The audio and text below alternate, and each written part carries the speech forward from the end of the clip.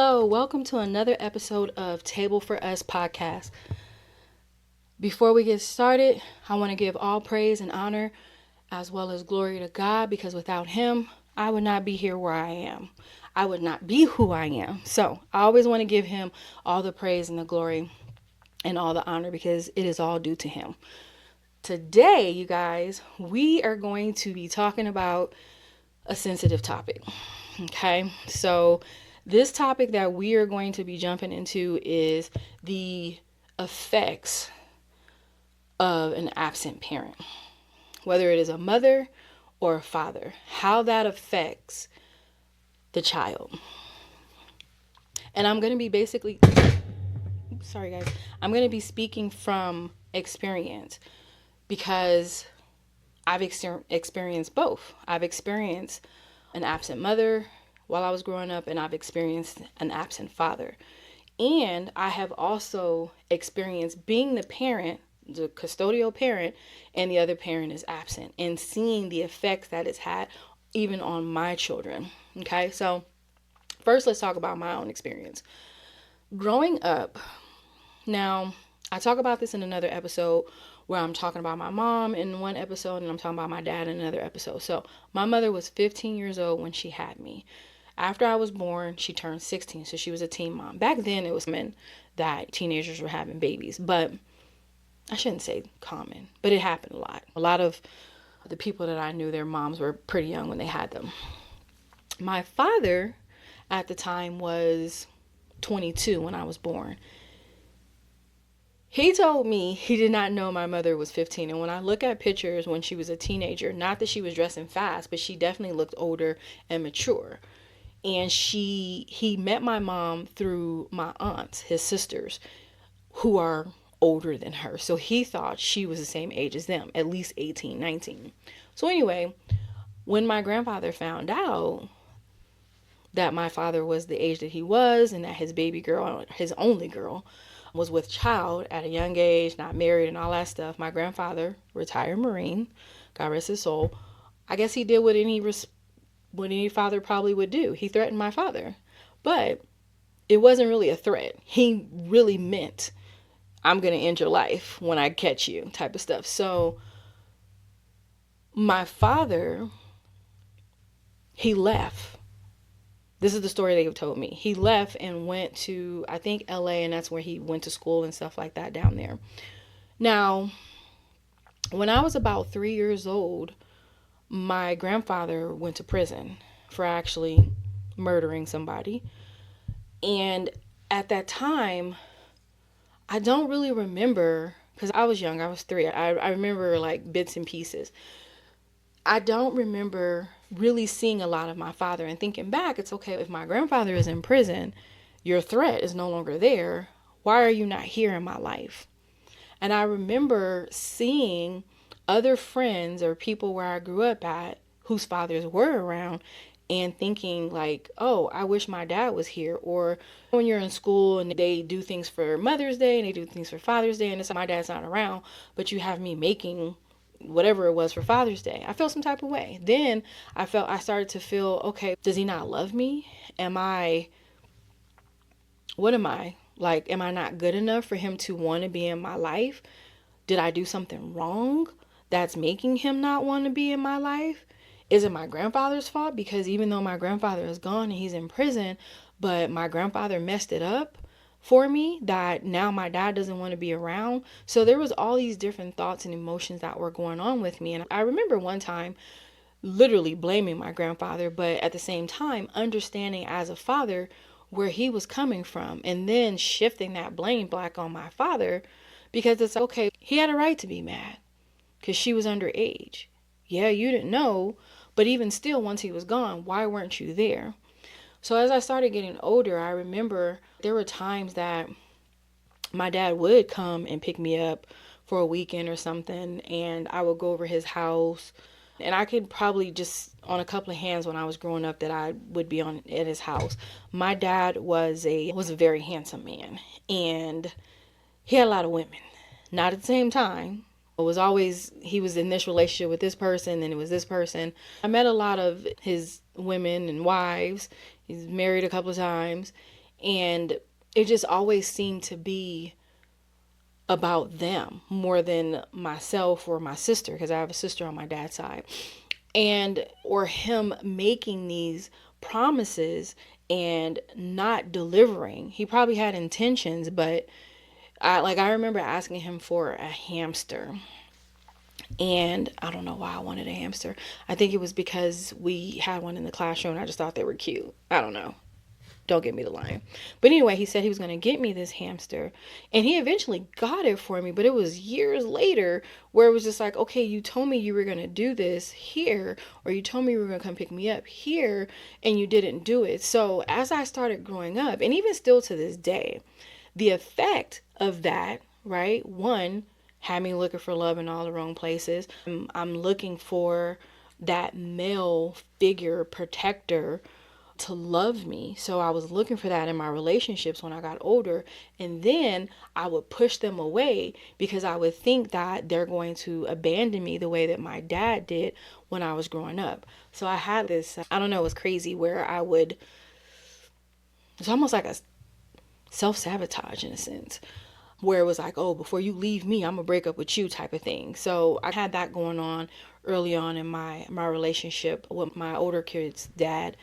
And it was crazy. It was really crazy. Looking back, it was very unfair for him, but I was damaged. And I encourage people, this is why I say therapy and God, work on yourself before you get into a relationship. Don't dump all your trauma on somebody. It's not their fault, right? But you're trauma dumping on them. And it's not intentional, but get healed first before you do that, right? So anyway, so my other thing is I have this thing with asking people for stuff because I used to ask my dad and he wouldn't come through. Now I'm not going to say all the time, but a good majority, I would say about 85% of the time he didn't come through. But he would tell me he would. So I have this thing with people telling me they're going to do stuff and then they don't do it. So I just don't like to ask people for things. I will simply just try to figure it out on my own, put too much on my plate, trying to do everything myself because I don't want to be disappointed. And so the effects basically of an absent father for a daughter is those things that I just said. It's okay, now I feel like I'm not pretty enough, or no one loves me enough, or the list could go on. These are my feelings: resentment, abandonment issues. Okay. These are all the things that I was feeling with my dad not being around as a daughter. Now I can only speak about for my experience being a girl because that's what I am. For my mom being absent and not around, the thing with that was not having, let's just start with the fact that my mom was a teen mom. So being a mother to me was never in the cards. It was more like I was a mother to her when I got to a certain age. My grandmother was my mother. So I was seeking that mother-daughter relationship and I could never get that. It was more so like I was getting a big sister in a sense. And that's when she was there. When she wasn't there, I was feeling, and I'm the oldest of my siblings, so I was feeling like I was forced into a role that I didn't ask to be in. I didn't ask to be basically the caretaker and babysitter of your children while you're just living your best life. Now, as the oldest, if my mom was gone and she was working and I'm helping out, that's a different story. My mom was gone and she was out all the time partying because she didn't get a chance to do that because she had me so young. So once my sisters were born, my twin sisters, she was 24 years old. Now it's okay, I'm at this age where I'm legal and I just want to go out and party. I don't want to be in the house looking after 3 children, really 2, because I could look after myself at that point. I was, 8, 9 years old, I believe. And it made me, I don't want to say it made me look at how she was as a mom to me. And I know that she did the best that she could with what she had at the time. But it made me want to go above and beyond for my children because I didn't want them to feel what I felt. So I feel like I overcompensated because my mother was an absent parent. It was like physically she was there sometimes, physically she wasn't. And when she was there physically, she mentally and emotionally was somewhere else. So it affected me in the way that it made me be an overcompensator when it came to my children and wanting to provide different things for them that my mom didn't do for me. So for a while I would have this thing where no wasn't even in my vocabulary. Everything was yes, or I'm gonna figure it out, I'm gonna make it happen, whatever the case may be, when a lot of the times I probably should have said no. A lot of times I should have been like, not right now, you don't need that. Instead, it was like I was trying to give them everything that they wanted and they asked for, and even things they didn't ask for.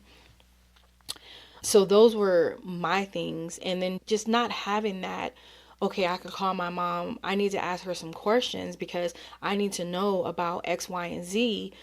I could never do that. A daughter should be able to call her mom and talk to her about different things that she's experiencing, whether it's a relationship, whether it's something that's going on with her body. And I never had that. So it made me figure a lot of things out on my own. Now, here's the thing. I can look at this as a negative thing, or I can look at it as a positive thing. For me, because of God, it turned into a positive for me. It's made me the strong, independent woman that I am today, but it's also made me, I'm gonna be honest, too independent, to where it's just like the relationships that I had or my ex-husbands felt like they weren't needed because I was handling everything. So it's almost like a catch-22, right? If you really think about it, it's like, okay, this is benefiting me in this way, but then it hurt other areas in this way. So when you're a parent and you're absent, it can affect your child in that moment, and it can also have long-lasting effects later on. So let's jump into what I've witnessed being a parent who's here and the other parent is not here, and how it's affected my children and them being absent. I don't know if I should turn this into a 2-part episode or if we should try to fit all this into this episode, because I also want to talk about, because sometimes parents are absent and it's not voluntarily. It's because the other parent is making it difficult for them to be in their child's life. Before we jump into that, let's talk about the ones that voluntarily don't be around, okay?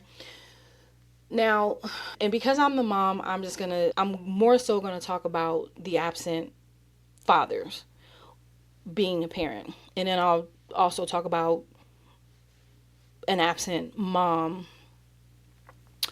not being around and how that affects the children. So when you are born and you grow up, I feel and believe that for a boy, the mother is the first female love for the son.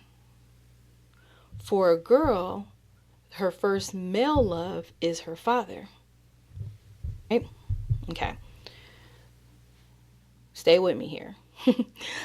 And when you don't have that dynamic, right? The son getting that good, healthy love from his mother, female, or a daughter getting that good, healthy love from her father, a male, you go seeking that in your relationships when you get older, or you resent the opposite sex when you get older. It can go either way, right? You could have this love-hate thing like, oh, my dad wasn't there, I can't stand men this, men that. It could go that way. Or it can be that I need you to validate that you love me all the time. I need you to tell me that you're not going to leave me. I need you to promise that you'll always be here. I need you to prove to me that you love me every day. Every day you need to prove your love. And that could be on both sides.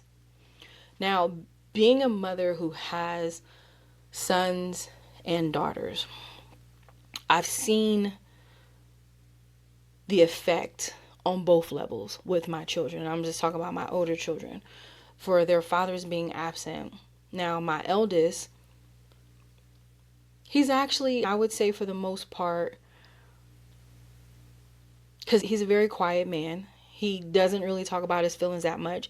And that could be an effect of me as well as his father.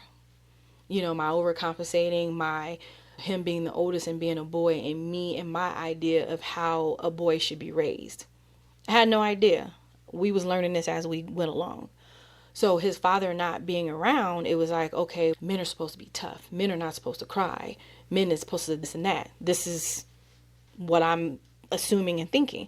So a lot of times I would tell him, like, he'd be crying or something like that. I'm like, suck it up. You're a boy. Stop crying. Stop whining. Blah, blah, blah, blah. I'm being extra tough on him because, yeah, you're being raised by a single mom. So I don't want you to be soft. I don't want you to be out here crying and all that stuff. But those things are okay, honestly. Men should have emotions. We're human. Everybody should have emotions. If you don't have any emotions, something might be wrong with you. Let's just start there. Everybody should have some type of emotions and feelings when it comes to things in life. Now, when you're overly emotional, that might be a problem. You got to try to balance it. For my daughters, it was, again, me trying to overcompensate and make up for the fact that their dad wasn't there. And at the same time, I remember, oh, your dad loves you and your dad is just doing this, or your dad is just here and your dad will be there. Not really telling them what's really going on, basically. Half the time I didn't know what was going on, but I never wanted to paint a negative image of their dad in their eyes. As they grew up, they was going to see it for themselves. But me, bashing and all that stuff, I'm not doing it. And then also, I would have separate conversations with their dads like, hey, what's going on? You need to be consistent. You need to be around. Like, but because I also think because of my being overcompensating and being so independent and trying to do everything, that they felt like, okay, you got it. You don't need me there. I don't know if this is the case, but I feel like it is. Okay, they got you. You taking care of it.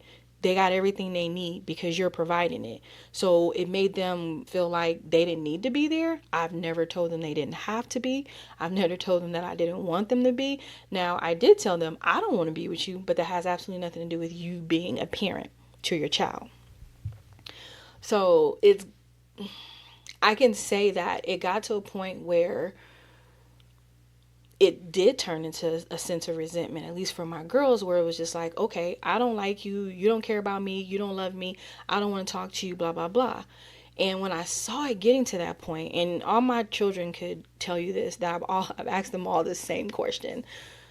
If your father was to pass away tomorrow, no longer be here anymore, how would that make you feel? Would you feel sad or would you not care? And if they were like, of course I would be sad and this and that, you need to talk this out with your dad. Because let me tell you, if something happened to your dad and they're gone and you didn't make amends or have some type of conversation because you're mad at stuff and not moving forward, then for the rest of your life, you're going to be shoulda, coulda, wouldn't. You really are. And I can't stress the importance of that. If you really love and you care about somebody, do not let a day go by without reconciling. It may not be the same relationship, but don't walk around being mad and angry at somebody that you would be hurt, devastated if they no longer were here anymore. So that is, hey, but if you be okay, like they gone and I ain't tripping, do you. You don't have to make amends. You don't have to leave the door open or crack. You can shut that thing all the way and lock it if you want to. Throw the key away. But if there would be some emotions behind the absence of this person permanently, then you got to figure out how to make this work. It has to be a two-way street, right? It can't just be the child trying to make the effort and the parent is not making the effort, or the parent making all the effort and the child is not. You guys need to be on the same page. And that comes from, I'm talking about more so teenager, adult children. When they're young, they just want you around. They just want the love and all the stuff like that. So let's talk about the absent mother, because I've seen situations where the dad is a single parent and the mom is not around. And the dad, especially if it's a dad and daughter, a dad is going to protect and love. He is going to be her first love, okay? But she's still going to be missing that motherly aspect, things that only her mother would know, like puberty, right? Now, there might be an aunt or a grandmother or something that can step in, but it's still not going to be the same as having your mom. Or with a boy, it's okay, I want that hug and that love from my mom. Now, here's the thing. It does not have to be your biological mother or your biological father or mother. But When it's not, it still has an effect, because it's okay unless they've passed away. But if they're still living and they even started a whole nother family, they're gonna be thinking, okay, so you just went and start a whole new family and you don't care about me. So it's, let me start all over and I got this new family and forget you, you don't matter. It's so many emotions and thoughts will fill up in their head when you do stuff like that as a mom or a dad. It happens. I've seen situations where moms, something had happened, they might have lost custody of their children to the dad or whatever, and the dad is making it so hard that they can't see them for whatever reason, and it could be to protect the child, but now the mom's just going to go off and start a new family. Same with the dad. Okay, you making it difficult, I can't see my child, I'm going to go off. And I know this happens, and it pisses me off, because why would you make it difficult for the person you had a child with to be in their child's life? Now, unless again, it's for protection, because you feel, or there was some things that happened that were not okay, and you're like, nope, you can't be around them because I don't trust you. That's a different story. But when the other person is a good parent, they might not have been the best person to you in the relationship, but they were a good parent. They can be a good parent. Let them be that. Now, I will say this. I don't like inconsistency. So I will say the one thing that I had said to their dad was, look, if you're not going to be consistent, because my dad wasn't consistent, if you're not going to be consistent, it might be better that you're not around. I don't want that emotional roller coaster with my children. I don't want that you hear one day, the next day we don't know if you hear type of stuff. We're not doing that. And physically, sometimes when you guys are not together, you don't live together, no, you can't be around every day. But hey, don't let too much time go by without a phone call. And now everybody got FaceTime, Zoom, Google Meet. Let them see your face. Hey, I'm just checking in, especially children. How's school going? How's that sport going? What you been up to? What you doing? A simple conversation. When you let too much time go by as the absent parent, guess what? It gets to a point where your children don't even want to talk to you. You don't know them, they don't know you, and they don't want to talk to you. That's happened with my 19-year-old. Where it's like, I don't have anything in common with you because so much time has gone by, we haven't talked. You don't know me, I don't know you. You talking about one thing that you think I should be focusing on, and that's not where my focus is. My focus is somewhere else. Don't be an absent parent. It will not only have an effect on your child and how they go out and become adults, but it'll also have an effect on your relationship if you try to build that relationship later. It's going to be hard, but don't give up. Don't give up. Don't completely shut that door. Again, if that person was to no longer be here permanently and it would hurt you, you have to keep trying. You have to make it right. And at some point or another, you also got to pray about it too and ask God to help you with it. But at some point or another, you will reach a breakthrough. I truly believe that. You will reach a breakthrough when it comes to your parent or your child. You have to make amends. And sometimes it's just like, this person then did X, Y, and Z to me. And like I said, if something was to happen to them and they no longer was here no more, it would not bother you. Walk away. Protect your peace.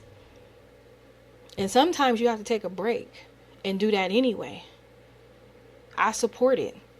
I don't encourage it, but I support it because sometimes that's what you have to do. I need to take a break. I need to regroup. I just want to focus on this right now. I'm just going to table that to later. I don't have the energy to deal with that right now. Not saying that I don't ever want to talk to this person, but I just don't have the energy to deal with that right now. That's okay too. You can take a pause. Pick it up back later, but don't wait too long because guess what? Tomorrow is not promised. Things happen and you think you have this time and then all of a sudden that person is gone and you're sitting there. I thought I had more time. I thought I had more time. We have to stop thinking like that because you don't. You really don't. So I try to make it a point to those that are closest to me, make amends, especially the older I get. Because sometimes I say stuff, I do things, and in that moment, I'm not thinking that it's hurting your feelings or it bothers you. But once I've had a little time to process it, maybe an hour or two, it's all dang. That came off wrong. Let me apologize about that. Let me reach out. But sometimes you got to give people space because they might not want to talk to you right then and there. So, as a parent of adult children and small children, your presence matters.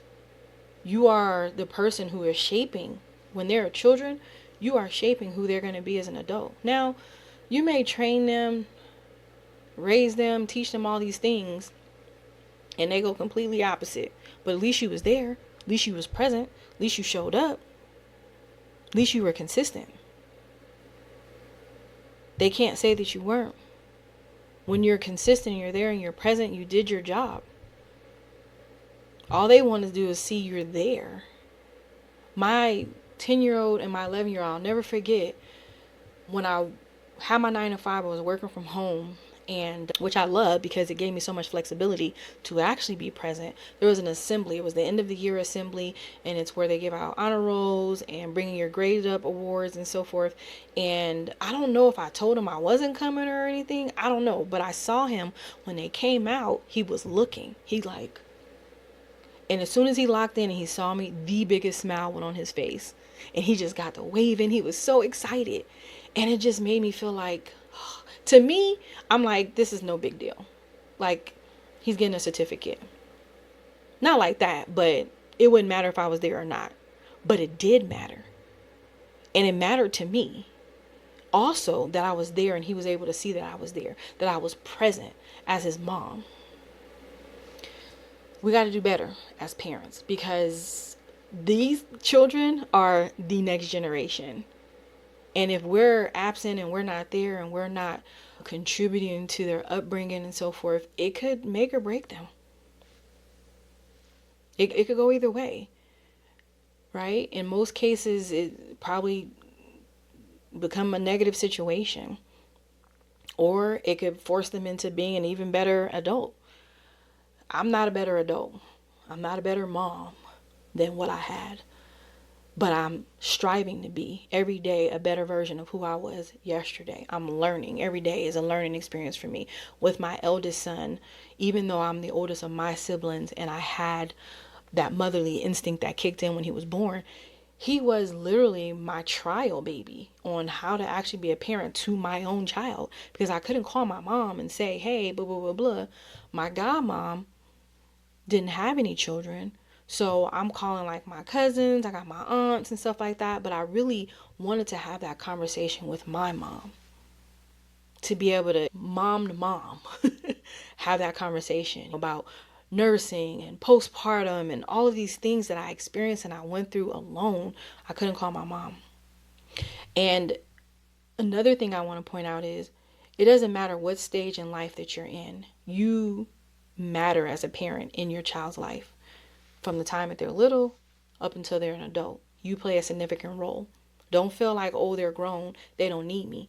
I needed my father more as an adult than I did growing up. Go figure. I didn't know that as a child. I didn't really discover that until I got older, and that's when our relationship changed. When I became an adult, I became a daddy's girl when I was 19 up. And all was forgiven in my eyes. Because all I cared about is that he was there now. We got to learn to let things go. Because you only get that one set of biological parents. And nobody can fill that void of your biological parent. You can have adopted parents and they'll give you all the love and everything and stuff. And even children that are adopted, they always feel like they're missing something. Something is missing. Or they feel thrown away or rejected. Like, why did my parent not love me? Especially if they have more children after you. Then you feel like, okay, so I wasn't good enough to keep, but you kept them. There's so many things. So it's like when you think that you're doing a service to your child and you're better off not being there, you're so wrong. You're so wrong. Like, you matter and they do need you in their life. They need you sane. They need you sober. They need you in good spirits, but they need you. So you guys, thank you so much for pulling up a seat to the table today. I just wanted to make sure that I talked about this. God laid this on my heart to talk about. And I can't believe I got through this episode without crying. Because there's a few times I wanted to get emotional. But that's just growth in me, right? But anyway, thank you guys so much for pulling up a seat to the table. If you are someone who's ever thought about starting your own podcast, guess what? My podcast is hosted on Podbean, and I use Descript for editing. I will make sure to put that information below. You guys can get started with your phone and a little lapel mic. You don't need a whole lot of equipment. I know I got different equipment and stuff here, but you do not need all this equipment to get started. You have a story, you have stuff to talk about, and there are people out there who need to hear what you have to say. So thank you guys so much for pulling up a seat to the table. You guys have a blessed one.